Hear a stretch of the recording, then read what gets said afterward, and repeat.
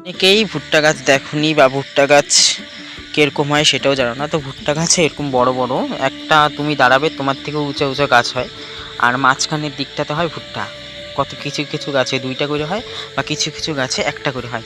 তো আমি এখানে যেইগুলো গাছ দেখাচ্ছি তোমাদের সেগুলোতে একটা করে হয়েছে, হঠাৎ দুই একটার মধ্যে দুটো করে হয়েছে। আর এই যে দেখো আমি কোনটা এখন ছিড়বো, আমি এখন এই ভুট্টাটা ছিড়বো, ছিঁড়ার পর এটা পরিষ্কার করবো, পরিষ্কার করে তোমাদের দেখাবো ভিতরটা কীরকম। তো এই ভুট্টাটা এখন ছেঁড়ার সময় হয়ে গেছে জমির থেকে। যদি চায় মালিকরা এখন এটা ছিঁড়ে নিয়ে যেতে পারে, আর যদি না চায় তাহলে আরও কিছুদিন রাখতে পারে গাছের মধ্যে, তাহলে শুকাবে ভুট্টার ভিতরের যে রসটা থাকে সেটা শুকিয়ে যায়। তো আমি এখন ভুট্টাটা পরিষ্কার করবো। আর ভুট্টা কিন্তু পোড়া খাইতেও দারুণ লাগে। তো কে কে পোড়া খাইছো একটু কমেন্ট করে জানাও।